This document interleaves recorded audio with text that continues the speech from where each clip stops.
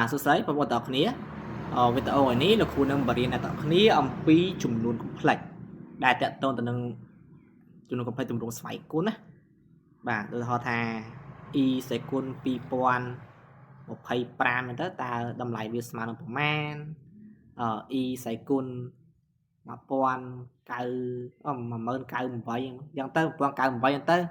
តើតម្លៃវាស្មើនឹងប្រមាណហ្នឹងហើយបងប្អូនទាំងអស់គ្នាអត់ច្បាស់ហើយហ្នឹងអាចមើលវីដេអូនេះបានហើយណៃហ្នឹងក៏លឹះវាតែបន្តិចទេបងប្អូនគ្នាទៀមទាបងប្អូនដឹងថាតើ e ការ៉េស្មើមិន e ស្មើដក1មែនទេហើយ e ស្វ័យគុណ3គឺស្មើនឹងដក e ហើយចំណែកឯ e ស្វ័យគុណ4នេះគឺស្មើនឹង1អញ្ចឹងចេះតែចាំតែប៉ុណ្ណឹងបងឯងដោះស្រាយវាបានហើយកលឹះសំខាន់មួយទៀតនោះដើម្បីដោះស្រាយវាបានបងប្អូនត្រូវយកអាស្វ័យគុណដែលយើងចង់ដឹងតម្លៃវានេះយកទៅចែកនឹង4ចំណិចទៅចែកនឹង4ចំណិចឧទាហរណ៍ឥឡូវ2025មែនទេអញ្ចឹងលោកគ្រូនឹងយកអា2025នេះយកទៅចែកនឹង4បាទ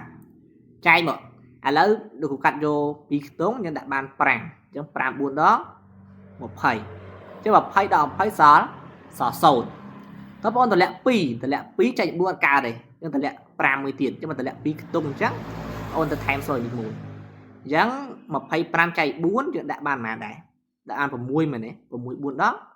24តើអត់ចឹង25ដល់24សល់1អញ្ចឹងមានន័យថាពីពេលដែល2025នេះយកទៅចែក4ស្មើនឹង506សំណល់1អញ្ចឹង2025នេះបងអូនអាចទៅសេបានទៅជា506គុណនឹង4បូកនឹងសំណល់វាប៉ុន្មានសំណល់វា1បាទអញ្ចឹងបន្តទៀតបន្តឲ្យបានប៉ុណ្ណេះហើយបងអូនអាចរកវាបានអញ្ចឹង e សេគុណ2025នេះអូនអាចទៅសេបានទៅជា e សេគុណ506គុណនឹង4ទៅបូកនឹង1មែនទេ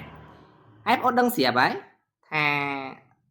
ស្វ័យគុណទម្រង់ស្វ័យគុណឧទាហរណ៍ថា a ស្វ័យគុណ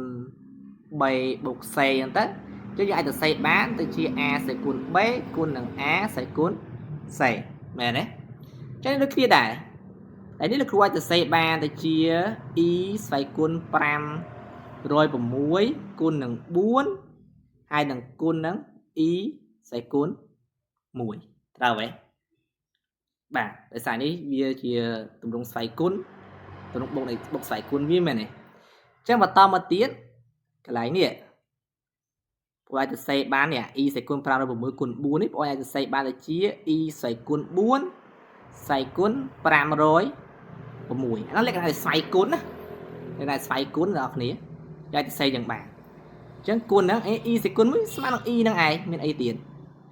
ហើយមិញហ្នឹងនេះ e សេគុណ4នេះលោកគ្រូរំលឹកពីលើស្មើប៉ុន្មាន e សេគុណ4ពីលើមកស្មើប៉ុន្មាននេះ e សេគុណ4នេះគឺស្មើប៉ុន្មាននេះស្មើ1នេះចុះ e សេគុណ4ស្មើ1បងអូនជំនួសកន្លែង e សេគុណ4នោះដោយ1មកវាស្មើនឹងប៉ុន្មានដែរចឹងវាស្មើនឹង1សេគុណ506គុណនឹង e ហើយ1សេគុណ506 1សេគុណប៉ុន្មានក៏ដោយលើដូចតែអាណន់មែនទេចឹង1សេគុណប៉ុន្មានក៏ដោយក៏ស្មើ1ដែរវាបានទៅជា1គុណអីគុណឲ្យ e អញ្ចឹងស្មើនឹង e ហ្នឹងឯងយើងដឹងថា e សេគុណ2025គឺស្មើនឹង e ត្រូវអត់បាទឥឡូវហ្នឹងមួយឥឡូវគ្រូឧទាហរណ៍មួយទៀតអាមាញ់ហ្នឹងឥឡូវយើងមើលអ្នកគ្នាអាមាញ់ហ្នឹងអីគេអាលើមួយទៀតអីគេនេះ e សេគុណ1098ឥឡូវយើងទៅមើលអ្នកគ្នាតើ e សេគុណ1098ហ្នឹងវាស្មើប៉ុន្មាន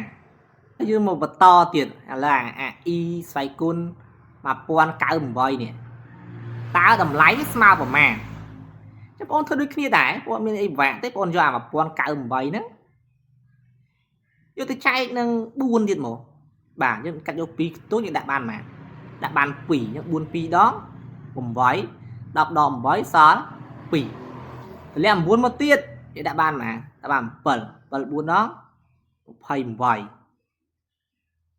4ដល់28ចឹង29ដល់28សល់1តម្លាក់8មកទៀតដាក់បានប៉ុន្មានដាក់5លើដាក់បាន4មែនទេចឹង4 4 15 1 chứ đâm vậy đo đập mũi sao pì thế mới tha mà pon cài bùm vậy ní ôi ai cho xây ban ta chia pi rồi chất sập buôn tôi ta cuốn được 4 bốc sầm nào mà bốc sầm nào pì chứ ôi ai thưa bàn này dáng như tị ban y sải côn mà pon cài bùm vậy nè thì ai ta xây ban ta chia ý sải cuốn pi rồi chất sập buôn cuốn được 4 hai bốc nữa pì thì thưa to thế mà nó ai ta xây ban y sải cuốn 4 sải cuốn pi rồi chất sập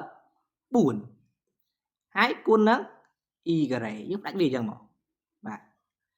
តើមកអា e សេគុណ4វាសារ1ចំណិចហើយចឹងបានទៅនោះវាដល់1មកវាបានជា1សេគុណ274ហើយគុណនឹងអីគុណ e gray សារម៉ាន e gray វាមិនស្មើនឹងដក1ដល់អត់ចឹងអានេះអាម្ដុំនេះ1សេគុណប្រមាណក៏ស្មើ1ដែរចឹងបានទៅជា1គុណនឹងដក1ចឹងតម្លៃវាស្មើម៉ានស្មើនឹងដក1ឃើញទេចឹងមានតែប៉ុណ្្នឹង trick វាមានតែប៉ុណ្្នឹងបងប្អូនចឹងសង្ឃឹមថាបងប្អូនអាចយល់លំហាត់នឹងបានហើយមានចម្ងល់អីចង់ឲ្យគ្រូធ្វើវីដេអូអីនៅខាងក្រោម comment មកដល់គ្រូនឹងធ្វើឲ្យបាទអញ្ចឹងជួបគ្នាក្នុងវីដេអូក្រោយបន្តទៀតបាយបាយ